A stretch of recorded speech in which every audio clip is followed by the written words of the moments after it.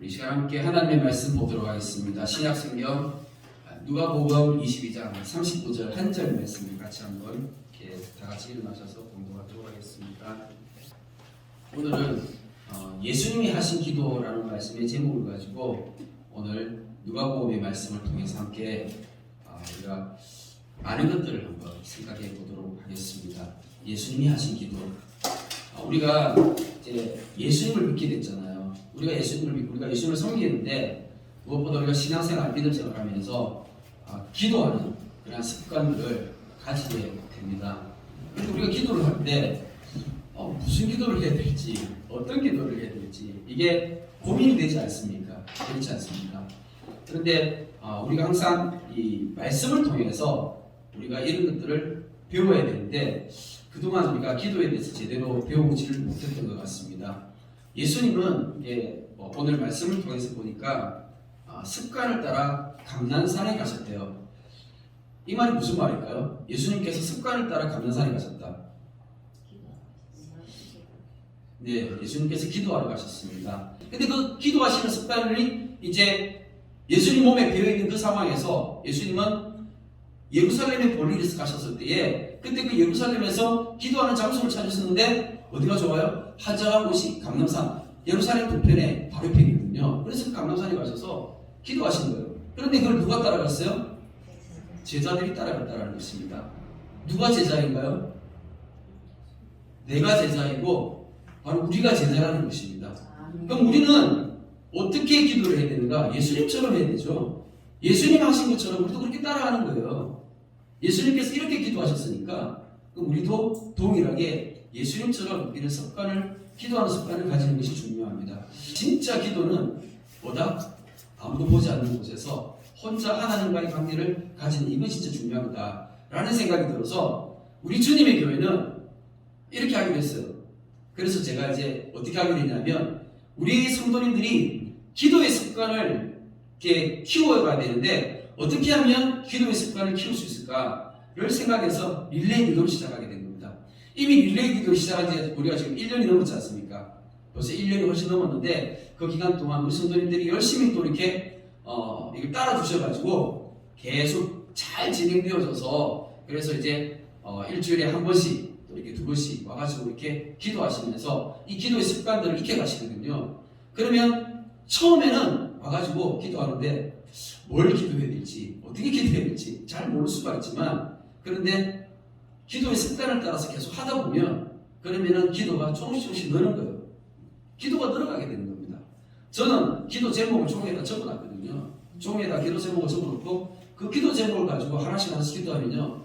기본적으로 그냥 1시간 반에서 2시간은 그냥 하게 됩니다. 그는 기도 제목을 다 하게 되면 그럴 수밖에 없어요. 그러면 1시간 반에서 2시간을 기도하면 힘들까요? 힘들지 않을까요? 몸이 힘들어요. 그래서 기도는요, 노동이라고 하는 거예요.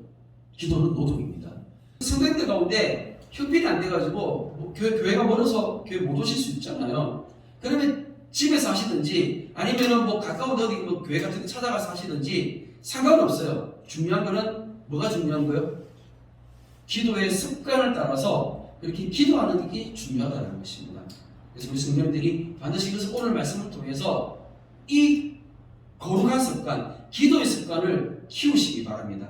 예수님께서 언제 기도하셨고 예수님께서는 어떻게 기도하셨고 예수님께서는 무엇을 기도하셨는지 오늘 말씀을 통해서 좀 우리가 하나씩 찾아보도록 하겠습니다. 누가복음의 말씀은 좀 독특한 말씀이에요. 왜냐하면 누가는 이방인이거든요. 마태, 마가, 누가, 요한 이 사복음서 가운데 누가복음만은 누가가 이방인이라서 이방인이 기록한 성경이다. 이 복음서다 보니까 이 안에는 우리같이 이방인들이 이 말씀을 통해서 보고 배워야 될 게 되게 많은데 특별히 누가복음은 기도에 관해 특별히 가르쳐주고 있는 말씀이에요. 그래서 예수님께서 기도하시는 장면이 이 사복음서에 15번이 나오는데 근데 그 중에 11번이 누가복음에 기록이 되어 있어요. 그래서 이 누가복음을 쭉 이렇게 훑어보면 누가복음을 통해서 기도를 배울 수가 있는 거예요. 그래서 우리 누가복음을 처음부터 끝까지 한번 대략 한번 살펴보면서 오늘 예수님께서 어떻게 기도하셨고 예수님의 그 하신 기도를 우리가 좀 같이 한번 배워보도록 하겠습니다. 3장 21절 말씀입니다. 백성이 다 세례를 받으세 예수도 세례를 받으시고 기도하실 때에 하늘이 열리며 아멘. 예수님께서 세례를 받으셨어요. 우리 다 알잖아요, 그죠? 근데 예수님께서 세례를 받으실 때 그때 기도하셨습니다. 진짜 세례는 예수님과 내가 하나 되는 것이고 내가 이제 죽는 거잖아요. 근데 예수님은 세례 받으실 필요가 없지만 우리에게 모범을 보이시기 위해서 예수님께서도 동일하게 세례를 받으셨습니다. 그런데 예수님께서 세례 받으시면서 기도하셨어요. 근데 이거는 사실 세례는 다른 말로 하면 요한복음 말씀에는 성령으로 거듭난다고 되어 있거든요. 이 거듭나는 것이 바로 세례예요. 그러니까 내가 거듭날 때, 내가 새롭게 태어날 때, 이때 그 새롭게 태어남으로 인해서 내가 기도하게 되는 때, 이때 어떤 일이 나타나게 됩니까? 성경 말씀 보니까 어떤 일이 나타나요? 하늘이 열리는 거예요. 성경 말씀에 하늘이 열린다는 표현이 자주 나옵니까? 아니, 우리 성경들 가운데 혹시 하늘이 열린다는 표현을 본 적 있습니까? 성경 말씀에서 어디서 보셨어요? 아마 제대로 보신 적이 없을 거예요. 여기 외에는. 왜냐하면 잘 안 읽는, 그러니까 성도님들이 잘 안 보는 성경이 있거든요. 에스겔서 1장 1절 말씀에 하늘이 열렸어요. 그리고 요한계시록 4장 1절 말씀에 하늘문이 열려 있는 거예요. 이럴 때 외에는 하늘이 열리는 일이 잘 없는 거예요. 하늘이 열린다는 말이 무슨 말입니까? 하늘이 열린다. 내가 기도할 때 하나님께서 하늘의 문을 열어주시고 하나님께서 나와 내가 기도하는 것을 듣기 원하시고 나와 소통하기를 원하신다는 그 말씀이잖아요. 놀라운 거예요. 기도가 뭐라고요? 하늘의 문을 열 수 있는 것이 기도라는 거예요. 근데 이거 우리가 사용해야 안 해요. 우리가 이거 사용해야 된다는 것입니다. 내가 기도할 때 하나님께서 기도하는 것이다. 하늘의 문을 열어주시고 하나님께서 빼꼼 나를 하나님께서 빼꼼 이렇게 내다보시면서 쳐다보시는 거예요. 언제요? 어떻게 기도할 때?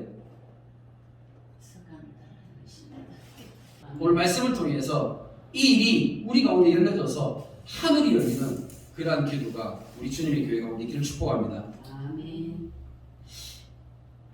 5장 12절부터 17절까지의 말씀입니다. 5장 12절 말씀부터 보면 어떤 내용이 나오냐면 이런 내용이에요. 한 나병 들린 사람이 나와요. 온몸에 병이 있는 사람이 와서 예수님께 예수님 저 좀 고쳐주세요 하니까 예수님께서 어떻게 하셨어요? 고쳐주셨습니다. 근데 예수님께서 고쳐주시고 나니까 그 다음에 어떤 일이 발생해요?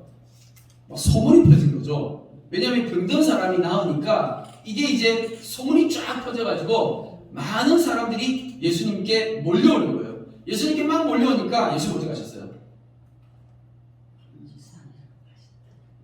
자, 16절 말씀에 예수는 물러가사 한적한 곳에서 기도하시니라. 예수님께서 도망가셨어요.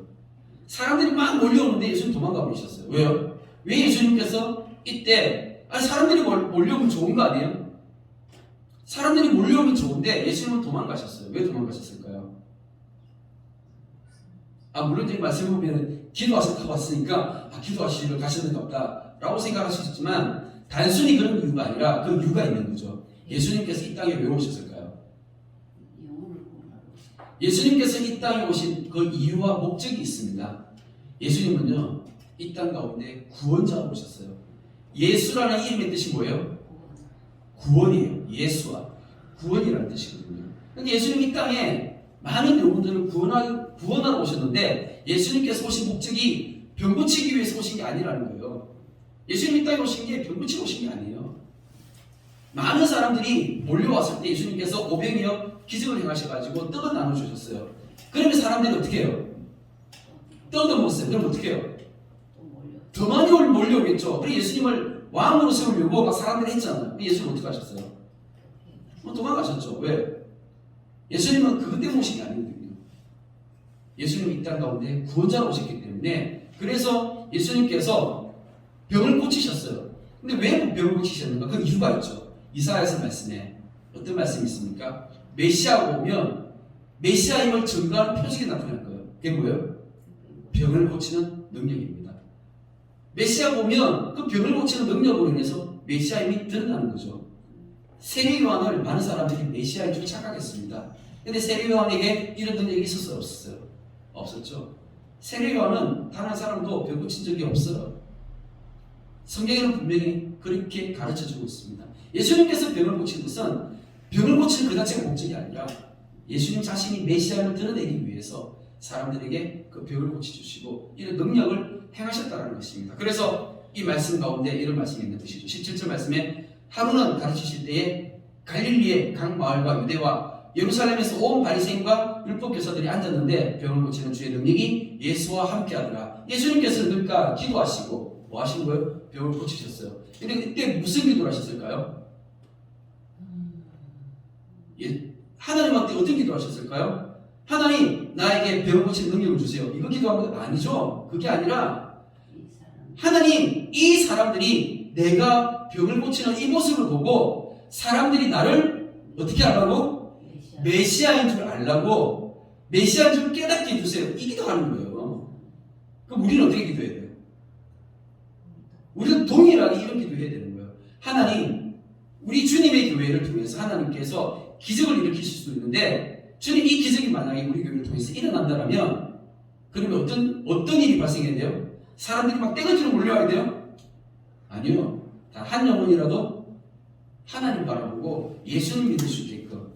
기도의 목적은 거기에 있는 거예요. 예수님께 초점이 맞춰져야 되는 것이죠. 6장 12절 말씀. 여기 이제 예수님께서 보면 이때 예수께서 기도하시러 산으로 가사 밤이 새도록 하나님께 기도하시고 밝음에 그 제자들을 부르사 그 중에서 12를 택하여 사도라 칭하셨으니 라고 하고 있습니다. 예수님께서 그러니까 12제자를 부르셨잖아요. 예수님께서 12제자를 부르시기 전에 뭐 하셨어요? 산에 가셔서 밤새도록 기도하셨어요. 밤이 새도록. 그러니까 철야 기도하셨다는 겁니다. 그러니까 예수님도 특별할 때에는 철야 기도하시는 거예요. 왜요? 그럴 만한 이유가 있거든요. 그러니까 지금 이제 이게 어떤 내용이냐면 예수님께서 제자를 세우는 거죠. 특별하게 제자를 세우는 거잖아요. 특별하게 제자를 세우는 것은 특별한 일이기 때문에 예수님께서도 특별하게 기도하셨던 거예요. 한 제자를 세우는 데 있어서 예수님을 따르는 많은 제자들이 있었습니다. 예수님을 따르는 많은 무리들이 있었어요. 하지만 그 많은 무리들 가운데 제자들을 부르셨고 그 제자들 가운데 특별히 사도들을 또는 이렇게 뽑으셨잖아요. 이 일은 너무나 특별한 일이기 때문에 예수님께서 기도하셨다는 겁니다. 우리도 마찬가지예요. 우리도 이렇게 기도해야 되는 거예요. 예를 들어서 교회 안에 직분자를 세웁니다. 근데 교회 안에 직분자를 세우면 예를 들어서 만약에 뭐 교회 안에 장로님을 세운다 아니면 권사님을 세운다 뭐 이렇게 이제 뭐 이렇게 이런 일이 있으면 특별 새벽기도 정도는 해야 되는 거죠. 얼마나? 아니면 철야기도를 하든지 특별 철야기도를 하든지 그렇잖아요. 근데 왜 이렇게 기도해야 됩니까? 왜냐하면 이 제자가 된다, 이 사도가 된다는 말이 무슨 말이세요? 제자가 되고 사도가 된다는 것은 예수님을 따라서 내 목숨을 걸고 내가 죽기로 따르는 것이기 때문에 이 쉬운 일이에요? 아니잖아요. 그러니까 이게 특별한 기도가 필요한 거죠. 사람들이 뭐 장로되고 권사되는 걸 영광받는 자라고 생각하니까 굳이 기도가 필요가 없죠. 세상적인 관점에서 바라보면. 그러나 하나님 나라의 관점에서 바라보면 전혀 그런 문제가 아닌 것이죠. 기도해야 되는 거죠. 마찬가지로 우리가 함께 교회를 위해서 기도할 때 하나님 우리 주님의 교회에 특별히 예배 동역자들을 하나님 붙여주십시오. 우리가 복음전에서 한 영혼을 구원하기를 원합니다. 하는 이런 일들을 위해서 우리가 함께 기도해야 된다는 것입니다. 우리 같이 한 마음으로 이런 일들을 위해 기도했으면 좋겠습니다. 9장 18절 말씀입니다. 예수께서 따로 기도하실 때에 제자들이 주와 함께 있더니 물어 이르시되 우리가 나를 누구라고 하느냐? 예수께서 이르시되 너희는 나를 누구라 하느냐? 베드로가 대답하였되 하나님의 그리스도시이다. 아멘. 우리가 마태복음 말씀을 잘 알잖아요. 마태복음 말씀 보면 베드로가 어떻게 고백했습니까? 주는 그리스도시요 살아계신 하나님의 아들이시니다. 이렇게 고백을 했어요. 이게 이제 베드로의 그 신앙 고백이잖아요. 예수님께서 그 신앙 고백을 칭찬하시면서 그 신앙 고백 위에 교회를 세우겠다라고 예수님께서 말씀하셨어요. 굉장히 중요한 건데 이 신앙 고백 위에 이제 예수님께서 교회를 세우시는데 당연히 이 일 하시기 전에 그러니까 예수님께서 이 베드로의 신앙 고백을 이끌어오시기 전에 예수님께서 뭐 하셨다고요? 기도하셨더라고요. 마찬가지로 우리도 이것을 위해 기도해야 되는 거예요. 예를 들어서 우리가 지금 이제 한 달에 한 번 지금 노방전도 하고 있잖아요. 지금 이제. 근데 노방전도 하기 전에 뭐 하는 거예요? 기도하고 하는 거예요. 왜요? 한 영혼을 구원하는데 지금 예수님도 지금 이 베드로의 그 신앙 고백을 끌어내기 위해서 예수님도 먼저 기도하시고 하셨던 것처럼 우리도 마찬가지로 기도하고 난 다음에 한 영혼을 주님 앞으로 인도하는 거예요. 우리도 한 영혼을 주님 앞으로 인도할 때 기도하고 하는 거예요. 그냥 되는 게 아니라는 것입니다. 누군가는 기도해야지만이 한 영혼이 이런 신앙 고백 가운데 나올 수 있다는 것입니다. 9장 28절 29절 말씀에 이 말씀을 하신 후 8일쯤 되어 예수께서 베드로와 요한과 야고보를 데리고 기도하시러 산에 올라가서 기도하실 때에 용모가 변화되고 그 옷이 휘어져 광채가 나더라. 그러니까 여기서도 이제 예수님께서 기도하시러 또 이렇게 산에 가셨어요. 산에 가셔서 막 기도하시는데 막 기도하는 그 도중에 어떤 일이 발생했어요? 용모가 변화되어지고 옷이 휘어져서 광채가 났다라는 거예요. 도대체 이게 무슨 일인가? 이게 무슨 말인가? 이게 무슨 말인 것 같아요? 예수님께서 변화가 되어졌어요. 그래서 저기 이스라엘에 가면 이제 성지순례 갈 때 변화산이라는 곳이 있어요. 변화산. 그래서 많은 사람들이 그 변화산에 가서 이렇게 성지순례 갔다 오는데 그 변화산이 왜 변화산이냐면 예수님께서 거기 가가지고 기도해가지고 이렇게 변화가 되어졌더라고. 그래서 그 산 이름이 변화산인데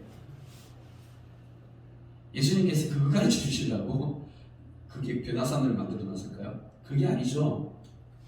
요한계시록 19장 8절 말씀에 그에게 빛나고 깨끗한 세마포옷을 입도록 허락하셨으니 이 세마포옷은 성도들의 옳은 행실이로다. 아멘. 그러니까 예수님께서 지금 이제 그 산에 가셔가지고 기도하실 때에 변화가 일어난 거예요. 그런데 실제로 예수님은 변화가 필요가 없으신 분이에요. 그렇잖아요. 왜냐하면 예수님은 완전하신 분이기 때문에 사실 변화가 필요가 없는데 우리들에게 보여주기 위해서 예수님께서 이 변화산에서 변화의 모습을 나타내 보여주신 거죠. 근데 예수님께서 이 변화된 것은 이 용모가 변화되셨잖아요. 지금 용모가 변화되고 옷이 휘어졌대요. 이게 무슨 말이에요 이게? 우리한테 이게 보여주시기 위한 거라고요. 예수님은 인격이 변할 필요가 있어요 없어요? 예수님은 온전한 인격이신데 완전하신 분인데 무슨 인격의 변화가 필요가 있어요? 근데 예수님 필요가 없지만 근데 우리는 인격의 변화가 필요해요 안 필요해요? 하나님 앞에서 내 자신의 모습을 하기 때문에 나는 많이 변화되는데 근데 이게 언제 변화되어진다고요? 기도할 때. 내가 기도할 때 변화되어지는 거예요. 근데 왜 내가 기도할 때 변화가 되어질까? 그 이유가 있습니다. 뭐냐면 예수님은 이렇게 사랑을 강조하셨잖아요. 이웃을 사랑하고 형제를 사랑하라고 하셨어요. 그런데 내 주변에 사랑하고 싶은 사람이 많을까요? 아니면 미워하고 싶은 사람이 많을까요? 내 주변에 예를 들어서 뭐 직장 생활을 한다든지 학교 생활을 한다든지 아니면 뭐 이렇게 가정에서라든지 여러 가지 뭐 우리가 주변에 많은 사람들이 있는데 그러면 이렇게 내가 미워하는 사람이 있어요 없어요? 내가 싫어하는 사람이 있어요 없어요? 당연히 생길 수밖에 없잖아요, 그죠? 여러 가지 많은 것이 생기는데 그때마다 내가 그것을 두고 기도하는 거예요. 예수님은 사랑을 하셨으니까. 근데 그 한 사람을 두고 내가 기도하는 가운데 내가 한 사람을 내가 저주할 수 있습니까? 기도할 때는 저주하지 않잖아요. 오히려 축복하고 하나님 저 사람이 변화되어지기를 위해 기도합니다 할 때는 내 안에 사랑의 마음을 가지고 해야 되니까 내가 이런 것들을 가지고 내가 계속 기도하다 보면 내 안에 어떤 일이 발생해요? 내 안에 변화가 일어나게 되는 거예요. 내가 진심으로 기도하다 보면 하나님께서 내 안에 변화를 주셔서 내 안에 사랑의 마음이 들어오게 되는 것입니다. 이게 바로 내가 예수님께서 용모가 변화되어지고 그것이 휘어졌다고 했는데 단순히 예수님께서 그냥 외모가 변화되어지고 옷이 휘어진 이것이 아니라 예수님께서 우리에게 이것을 보여주시는 거예요. 기도할 때 이런 능력이 나타난다. 이게 진짜 능력인 거예요. 사람들은 내가 가서 손을 넣고 아픈 사람이 병이 낫고 하는 이것을 능력이라고 생각하고 기적이라고 생각하지만 진짜 기적은요. 죽어있는 한 영혼이 살아나는 이게 기적인 거잖아요. 내가 변화되어지고 나의 변화로 인해서 다른 한 영혼이 변화되어지고 이것이 진짜 기적인 것입니다. 아픈 사람이 병이 나아도요. 그 사람이 구원받지 못하면 마찬가지인 거잖아요. 그렇지 않습니까? 예수님께서 말씀하신 거예요. 11장 1절 말씀에 예수께서 한 곳에서 기도하시고 마치시매 제자 중 하나가 여짜오되 주여 요한이 자기 제자들에게 기도를 가르친 것과 같이 우리에게도 가르쳐 주시옵소서. 우리가 잘 아는 내용이죠. 제자들이 예수님한테 기도를 가르쳐 달라고 했어요. 그때 예수님께서 어떻게 하셨어요? 기도를 가르쳐 주셨는데 그 가르쳐 주신 기도의 내용이 주기도문입니다. 자, 그런데 예수님께서 주기도문만 가르쳐 주신 게 아니라 누가복음에는요, 이 기도를 가지고 예수님께서 두 가지 비유를 가르쳐 주셨어요. 그러니까 다른 복음서에는 없는데 누가복음에만 이 기도에 관한 비유가 두 가지가 나옵니다. 그래서 우리가 기도할 때 기도는 이런 거구나, 그 두 가지 기도의 비유를 통해서 우리가 배울 수 있는 그런 부분이 있다는 것이죠. 자, 첫 번째는 어떤 내용이냐면 이런 내용입니다. 11장 우리 한번 말씀을 볼까요? 자, 11장 5절 말씀. 또 이르시되 너희 중에 누가 덫이 있는데 밤중에 그에게 가서 말하기를 덫이여 떡 세 덩이를 내게 구워달라 하면서, 그러니까 밤중에 친구가 찾아왔어요. 손님이 찾아왔는데 그 밤중에 우리 집에 손님이 찾아와서 우리 집에 손님을 대접할 게 없어가지고 옆집에 친구한테 가가지고 좀 구워달라고 하는 거예요. 근데 뭘 구워달라고 하는 거예요? 여기서 이제 떡을 빌려달라고 하는데, 사실 우리가 하나님 앞에 이제 구해야 될 때 무엇을 구해야 될지 그것을 예수님께서 가르쳐 주시는 비유예요. 그래서 13절 말씀에 이런 말씀이 있는 거죠. 너희가 악할지라도 좋은 것을 자식에게 줄 줄 알거든 하물며 너희 하늘 아버지께서는 구하는 자에게 성령을 주지 않겠느냐. 그러면 결국에 예수님께서 지금 이 비유를 통해서 가르쳐 주시고자 하는 것은 하나님 앞에 지금 뭘 구하라는 거예요? 성령을 구하라는 것이고, 아버지께서 뭘 주신다고요? 이렇게 간절히 구하는 이 간청을 통해서 성령을 주신다는 것이죠. 하나님 앞에 이렇게 간절히 우리가 간청하면서 기도하면서 하나님 성령을 주세요, 성령을 주세요 막 기도하는데, 그리고 이 성령이 뭐라는 거예요? 이 성령은 하나님의 말씀이고 하나님의 음성인 거예요. 우리가 삶을 살아가면서 하나님의 음성 듣기를 원하잖아요. 하나님, 내가 어떻게 살아야 되죠? 내가 지금 뭐 해야 되죠? 내가 지금 어떻게 해야 되죠? 그럴 때 하나님 도와주세요, 하나님 음성 듣게 해주세요 라고 이렇게 기도하는 이것이 바로 하나님의 성령을 구하는 기도예요. 하나님의 성령이 내 힘이 임하시면 그 성령을 통해서 내가 하나님의 음성을 듣게 되는 것입니다. 그리고 두 번째 비유가 있습니다. 두 번째 비유는 누가복음 18장에 나오는데요. 1절 말씀에 예수께서 그들에게 항상 기도하고 낙심하지 말아야 할 것을 비유로 말씀하여 이르시되 하면서, 항상 기도하고 낙심하지 말아야 될 것을 가르쳐 주세요.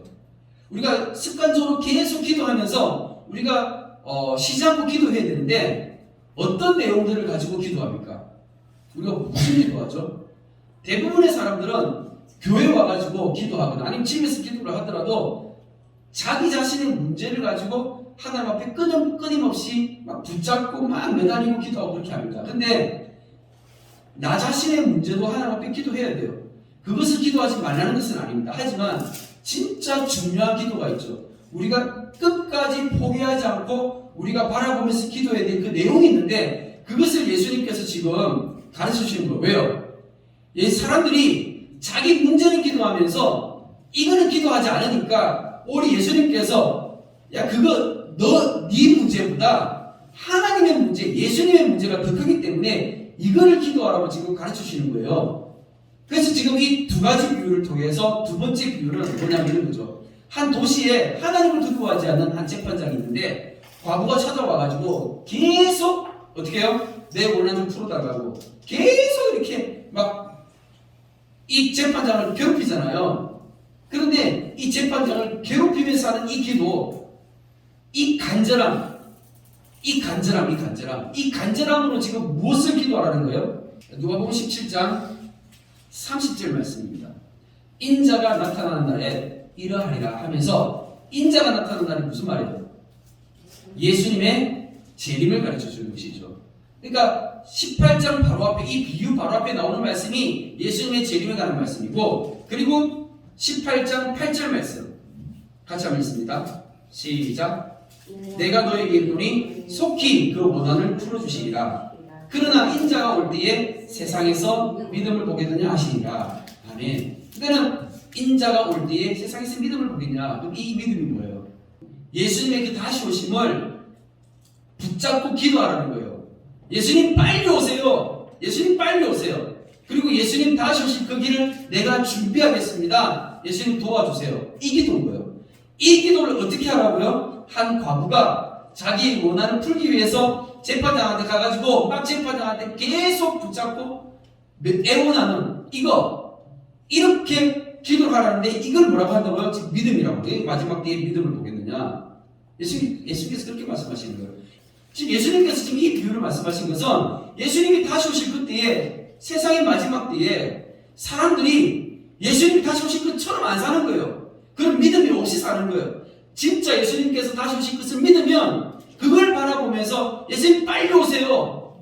예수님 그리고 예수님 다시 오실 그 길을 내가 준비하겠습니다 하면서 나를 도와주세요. 이 기도에 매달려서 살아간다는 거죠.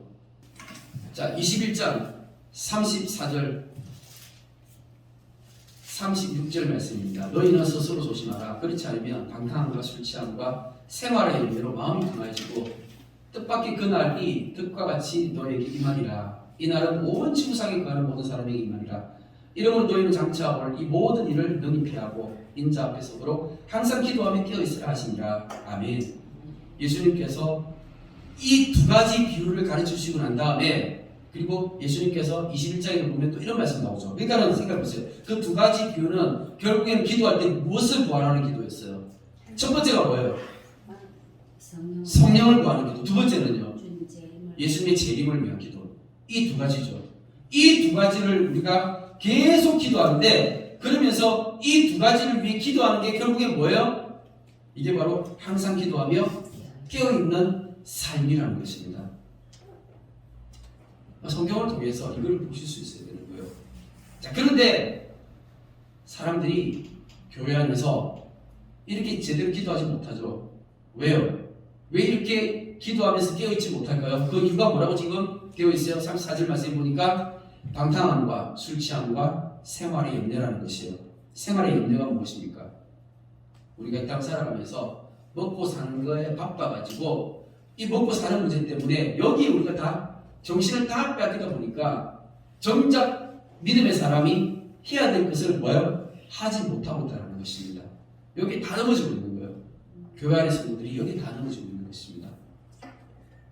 이것을 이기는 게 쉬워요, 어려워요? 어렵습니다. 그래서 기도는 뭐라고요? 기도는 노동이에요. 왜 노동인가? 땀 흘려서 수고해야 되기 때문에 그런 것이에요. 22장 31절 말씀에 시몬아 시몬아 보라 사탄이 너희를 밀가부르듯 하려고 요구하였으나 내가 너를 위하여 네 믿음이 떨어지지 않기를 기도하였노니 너는 돌이킨 후에 내 형제를 굳게 하라 하면서 예수님께서 지금 누구를 위해 기도하셨어요? 시몬 베드로를 위해 기도했습니다. 왜냐하면 예수님께서 지금 십자가에 달리시기 바로 전에 예수님께서 베드로를 위해 기도하신 거예요. 왜? 베드로를 위해서 왜 기도하셨어요? 베드로가 조금 있으면 예수님 부인하고 그 시험 때문에 넘어질 거잖아요. 그거 아시니까 예수님 뭐 하신 거예요 지금? 예수님은 지금 베드로를 위해서 베드로가 그 시험에 넘어지지 않게끔 예수님은 기도하신 거예요. 그 베드로는요 그때 몰랐어요. 그렇지 않아요? 몰랐어요. 무지했던 거예요. 아직까지 성령을 제대로 체험하고 경험하지 못했기 때문에 그래서 무지했었거든요. 그런데 예수님께서는 너는 돌이킨 후에 네 형제를 굳게 하라고 하시면서 나중에 베드로가 회개하고 돌이키기까지 예수님께서는 말씀하셨어요. 근데 예수님 기도하실 때 이런 기도까지 하신 거죠. 베드로가 넘어지지 않기를 위해 기도했지만 그리고 만약에 넘어지더라도 다시 어떻게 해요? 돌이키기까지 예수님 그렇게까지 기도해 주셨어요. 우리도 우리 성도님들, 우리 주변의 이웃들을 위해서 같이 우리가 교회 안의 형제들을 위해 기도할 때 그래서 항상 우리가 수요일날 기도할 때 이 기도하고 있잖아요. 어떤 기도합니까? 우리 수요일날 오시는 분 알잖아요.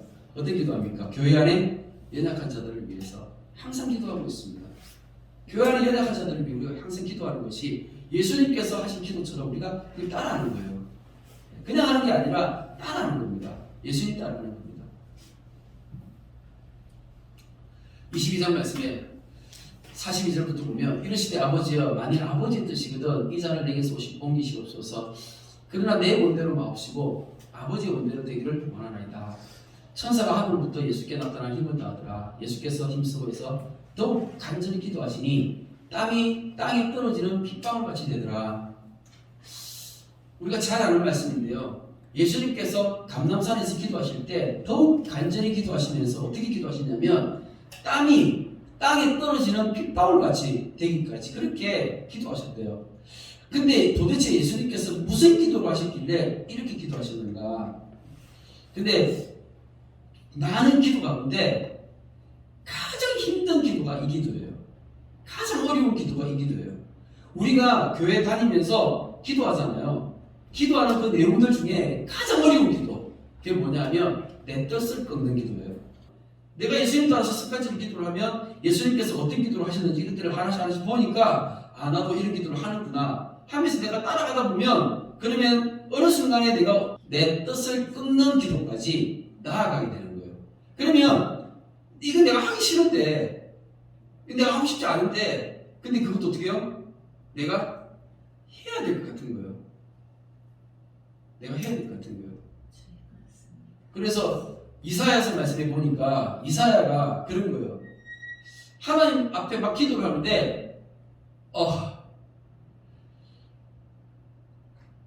하나님께서 하나님의 백성들을 구원하시기 위해 하나님의 사람들을 보내려고 하거든요. 근데 이사야는 자기는 선지자로 부름받아서 가고 싶은 마음이 하나도 없는 거예요.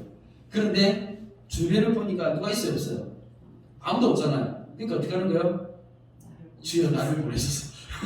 이사야가 그렇게 기도했잖아요. 그러니까 이게 하나님의 말씀을 알아야지 이 사람이 이렇게 기도한 게 그냥 한 게 아니고 이게 기도의 수준이 그만큼 올라간 것을 우리가 알 수 있는 거예요. 이게 잘 안 되는 거, 저는 잘 될 것 같습니다. 저도 안 된다고요. 안 되지만 어떻게 해야 돼요? 이 수준까지 가야 된다고요. 나 혼자만 가야 돼요? 아니죠. 같이 가야 되는 거죠. 같이 가려면 어떻게 됩니까? 우리 주님의 교회가 습관적으로 함께 기도의 시간을 가지시기를 축복합니다. 아멘.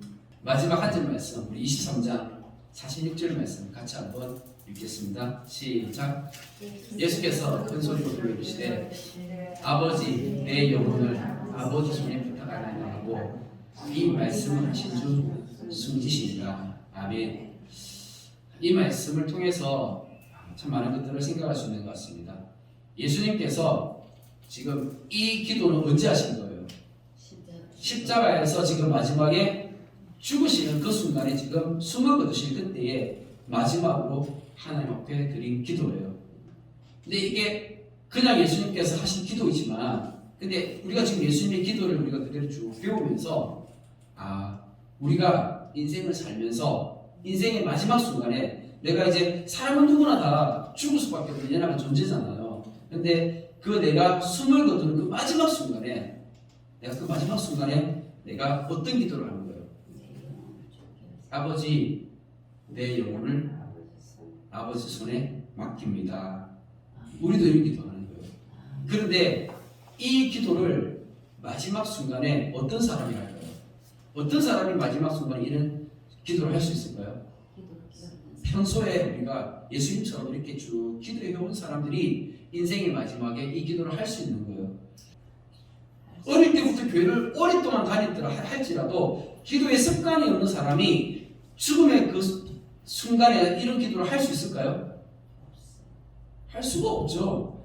이 기도는 누가 하냐면 기도의 습관이 몸에 배인 사람들이 예수님 따라가면서 그렇게 살았던 사람들이 마지막에 내 삶의 마지막 순간에 예수님 따라서 이런 기도를 같이 할 수 있는 거예요. 이게 진짜 복인 거예요.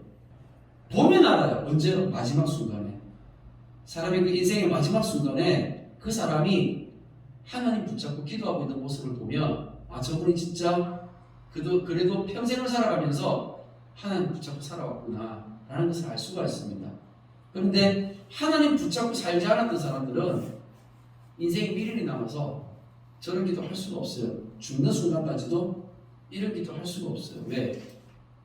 인생이 미련이 남았기 때문에. 구원받은 사람과 구원받지 못한 사람은 그냥 이 땅 가운데 살아가면서 내가 다른 사람을 판단할 수 없습니다. 하지만 하나님이 아시고 내가 아는 거예요. 우리 성도님들이 기도의 습관을 통해서 이렇게 쭉 믿음의 수준으로 기도의 수준으로 자라가시기를 축복합니다. 아멘. 사랑의 하나님 감사합니다. 주님의 사랑과 은혜 가운데 우리 주님의 교회가 오늘도 예배드리면서 또 하나님의 말씀 가운데 주님 우리 안에 정말 예수님을 닮아가고자 하는 주님 그 믿음의 마음을 더해주시니 감사합니다.